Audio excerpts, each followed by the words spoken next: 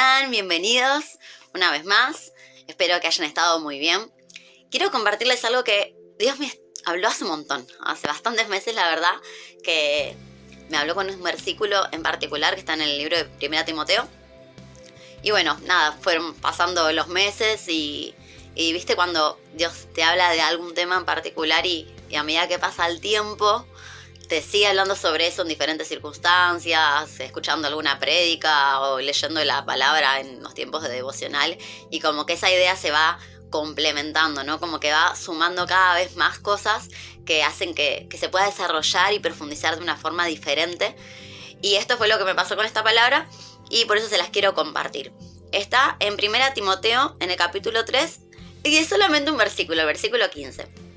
Este es Pablo escribiéndole a Timoteo, dándole algunas indicaciones acerca de qué cosas tenía que tener en cuenta dentro de lo que era la congregación, el lugar en donde él estaba como líder en la ausencia de Pablo, ¿no? Y le dice, para que si yo tardo en ir, sepas cómo tenés que conducirte en la casa de Dios, que es la iglesia del Dios viviente. Y esta es la parte con la que Dios me hablaba. Dice, columna y baluarte de la verdad. Y me puse a pensar qué significaba que la iglesia de Dios, que somos nosotros, el cuerpo de Cristo, como en esta serie que estuve subiendo unos videos hace unos días atrás, ¿qué significa que nosotros como iglesia, o que la iglesia de Cristo sea columna y baluarte de la verdad? En primer lugar, ¿qué es una columna y qué es un baluarte? Una columna es la parte esencial de una construcción, porque es la que sostiene toda esa construcción. Principalmente lo podemos ver en los edificios, ¿no? Si no tiene primeramente buenos cimientos, ¿no? Como cualquier construcción, cualquier casa. Después de los cimientos, lo más importante son las columnas, porque es lo que van a sostener no solamente las paredes, sino lo que va a sostener el techo y los pisos que se quieran construir encima de eso. O sea, la manera de poder elevar una construcción y que sea cada vez más alta y cada vez más grande se sustenta y se basa en cimientos firmes, cimientos fuertes y en buenas columnas. Y por otro lado, un baluarte es también una construcción, pero que se utiliza en las murallas como un lugar de refugio y de defensa contra los ataques de los enemigos. Hay diferentes formas de hacer esa construcción, pero esa es la función. Poder tener un lugar, un espacio en donde las personas de la ciudad puedan estar a salvo y también que sirva como un lugar desde el cual se puede defender a la ciudad. Entonces, en base a estas dos definiciones, lo que Dios me hablaba al corazón es que la iglesia tiene la función de sostener, proteger y defender. ¿Qué cosa? La verdad. Nosotros sabemos por medio de la palabra y por medio de las mismas palabras de Jesús que la verdad es Jesús. Él dijo, yo soy el camino, la verdad y la vida. Nadie puede ir al Padre, nadie puede llegar a Dios si no es solamente a través de mí. Y cuando él estaba siendo arrestado, en el libro de Juan lo pueden leer, que él decía, yo vine a dar testimonio de la verdad. El que es de la verdad va a escuchar mi voz, va a escuchar mis palabras, porque justamente él era la verdad, él es la verdad.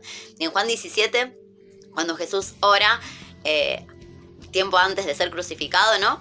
Él hablaba con Dios y le decía acerca de los discípulos que pudieran ser santificados en la verdad y que la palabra de Dios era la verdad.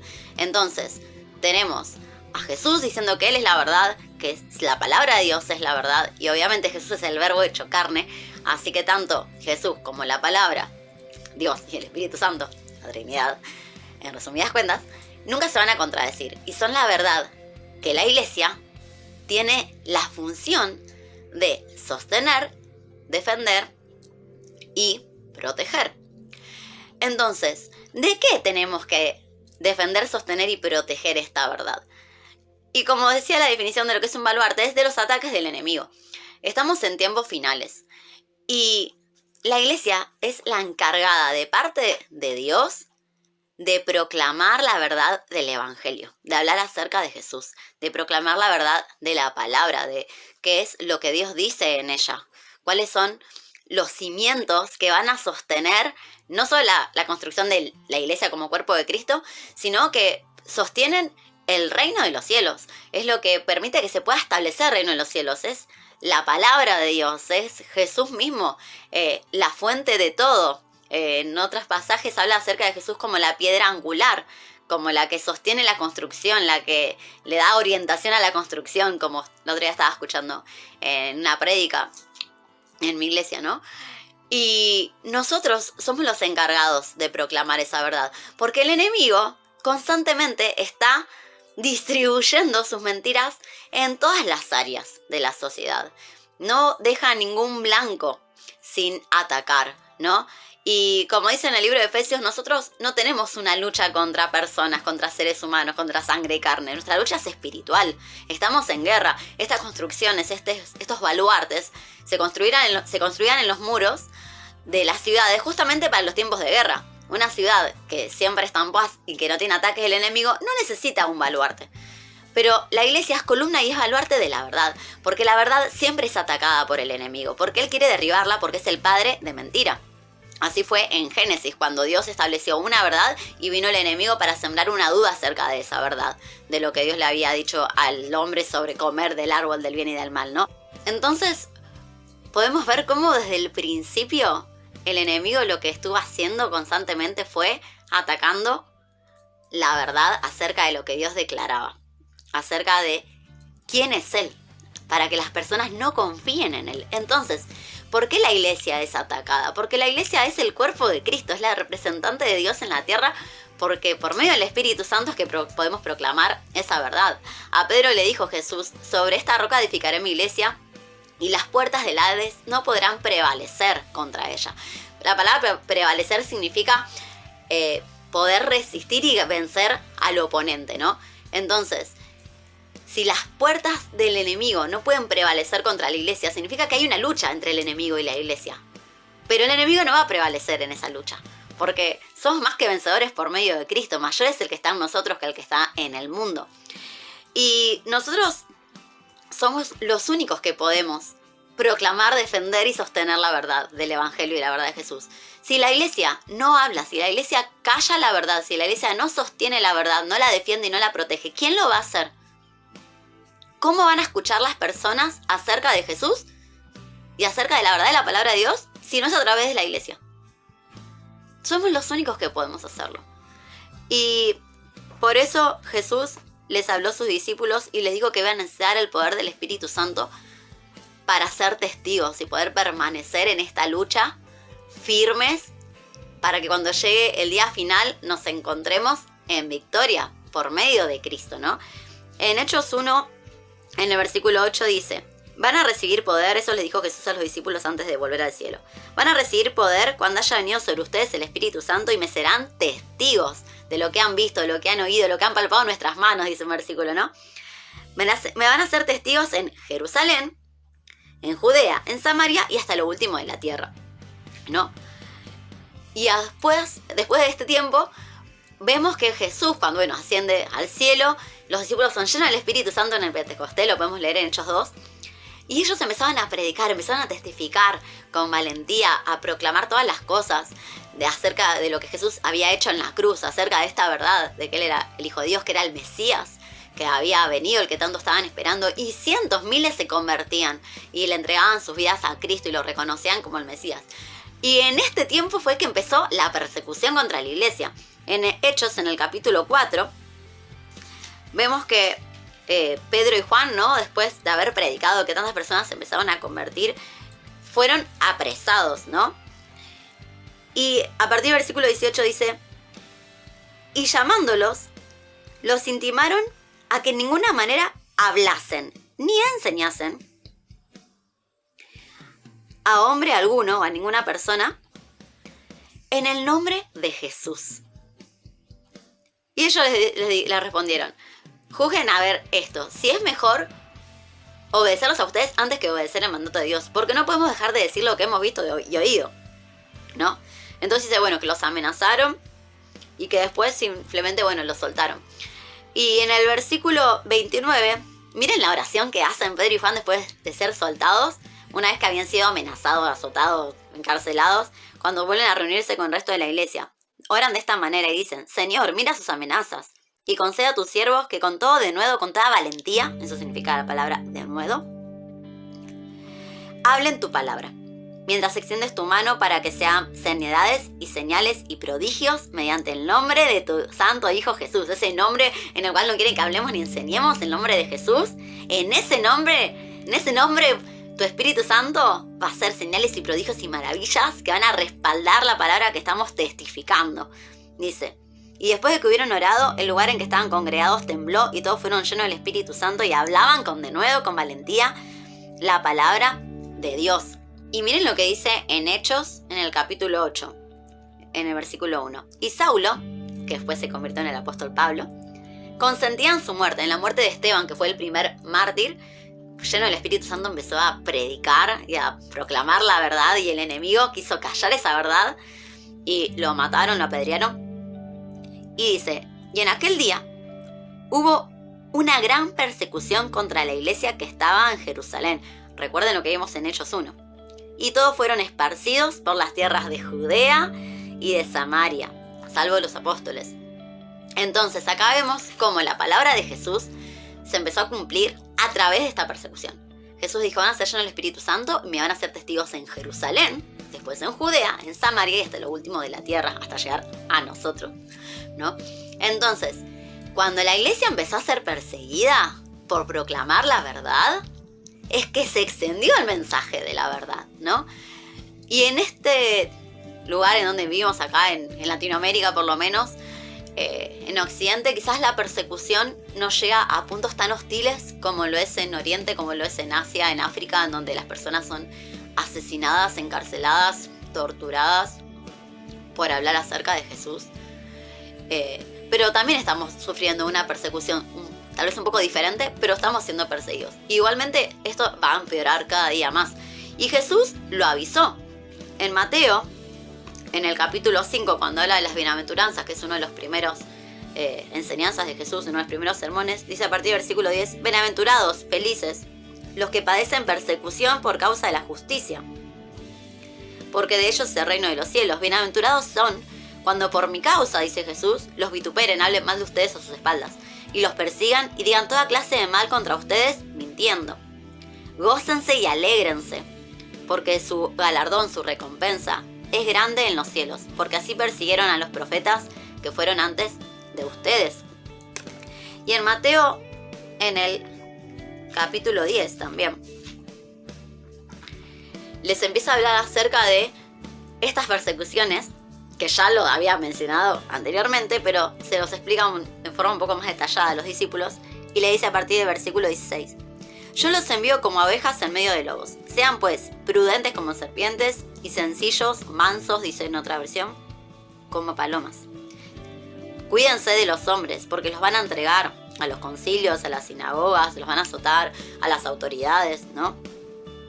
Ante los gobernadores, por causa mía, dice, para testimonio, esto de ser testigos, para testimonio a ellos y a los gentiles, o sea, todos los que no somos del pueblo de Israel, todos los que no somos judíos, nosotros.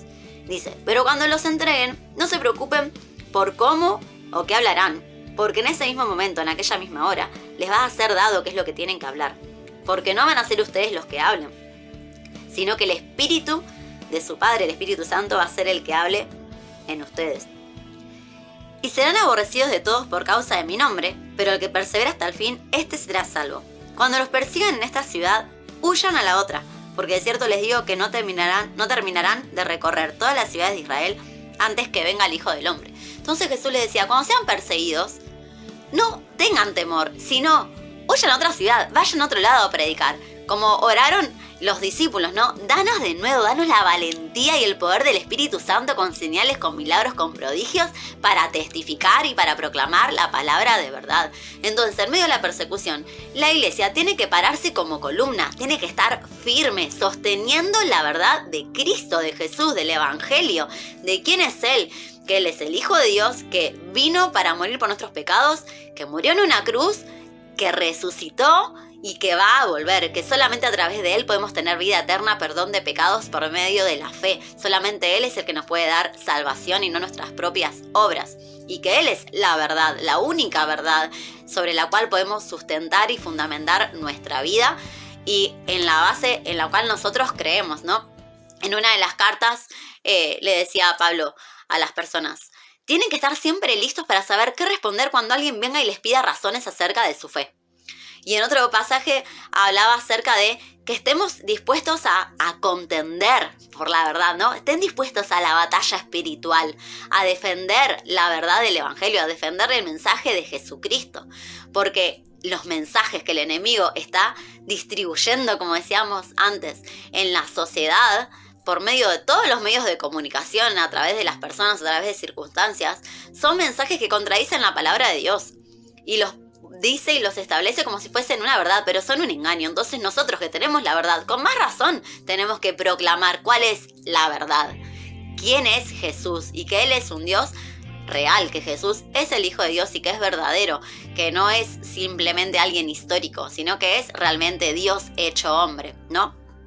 Y en Romanos, en el capítulo 8, versículo 19 dice: porque el anhelo ardiente de la creación, o sea, el deseo de la creación, es el esperar, el aguardar la manifestación de los hijos de Dios. En otras versiones dice que este deseo ferviente que tiene la creación, que tienen las personas, que tiene toda la tierra, ¿no? Porque dice que la naturaleza gime también aún a la redención de Jesucristo, ¿no? Es que los verdaderos hijos de Dios se manifiesten y se revelen. Entonces, las personas están anhelando, sin saber, escuchar la verdad, ser saciados con el agua de vida de Jesús, ser saciados con el pan. Como le dijo Pedro a Jesús: no solamente vos tenés palabras de vida, ¿a quién iremos? Y nosotros somos el cuerpo de Cristo. Las personas tendrían que decir: ¿a quién iremos? Sino a la iglesia, no a personas, sino a seres humanos que están llenos del Espíritu Santo y que caminan en la tierra conforme a cómo caminó Jesús, que hacemos las mismas obras que Él y obras mayores, como hablamos en la serie esta del cuerpo de Cristo. Que las personas cuando nos vean a Jesús y sepan que en nosotros van a encontrar estas palabras de vida eterna y van a encontrar la verdad que necesitan para ser libres. Jesús dijo: conocerán la verdad y la verdad los hará libres. Y la verdad era Él. Entonces dijo: si el Hijo los liberta, si el Hijo les da libertad, ahí van a ser verdaderamente libres, ¿no? Entonces, nosotros que tenemos al Hijo, tenemos la verdad para compartir y para proclamar, y somos los encargados de parte del cielo de hacerlo. Nadie más lo va a hacer si no lo hacemos nosotros. Y no estamos en tiempos como para dormirnos en los laureles, ¿no? Pablo decía: corran la carrera de modo que obtengan el premio. Nosotros tenemos que correr esta carrera, y dice que hay una nube de testigos que están viendo nuestro andar en la tierra, ¿no? Y que tenemos que tener los ojos puestos en Jesús, porque Él es nuestra meta. Él es la corona, Él es el gran premio. El poder verlo cara a cara cuando Él regrese, cuando Él reine, y poder decir, como decía Pablo: bueno, he acabado la carrera, he ganado, he terminado la batalla de la fe, me mantuve firme y llegué hasta el final y nunca negué a Cristo y proclamé la verdad, hice lo que tenía que hacer, cumplí con el propósito por cual Dios me puso en la tierra, que era manifestar, revelar que soy un hijo de Dios y proclamar a Jesús, que es Dios hecho hombre, que es la verdad del Evangelio. Así que bueno, espero que esta reflexión les sirva, que haya sido de bendición para ustedes, que puedan estar orando y pidiéndole al Espíritu Santo que les muestre de qué manera ustedes, como parte del cuerpo de Cristo, pueden ser columna y baluarte de la verdad.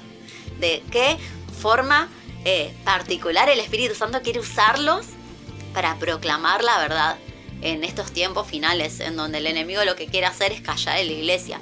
Y algo que el Espíritu Santo también me hablaba es acerca de esto, de que nosotros como iglesia tenemos que buscar realmente en intimidad un deseo profundo de llegar a poder crecer a la medida de la estatura de la plenitud de Cristo, también como dice en la palabra, ¿no? Y realmente poder reflejar a Jesús en toda nuestra forma de ser, tener integridad, tener santidad, que lo que predicamos con nuestra boca esté respaldado por nuestro testimonio de vida. Que no digamos una cosa y vivamos otra, porque eso aleja a las personas de la iglesia, que es la columna y el baluarte de la verdad, ¿no? Nosotros queremos que nos escuchen, pero para poder ser escuchados tenemos que ser creíbles, tenemos que ser confiables y tenemos que ser uno también. Y tenemos que hacerlo en el Espíritu, en el poder del Espíritu Santo y con el amor derramado del Espíritu Santo en nuestros corazones, como dice en Romanos 5, ¿no? Entonces, las personas no van a querer acercarse a una iglesia que está en división, que está herida, que está enojada, que habla mal unos de otros, en donde hay mentira, donde hay falsedad.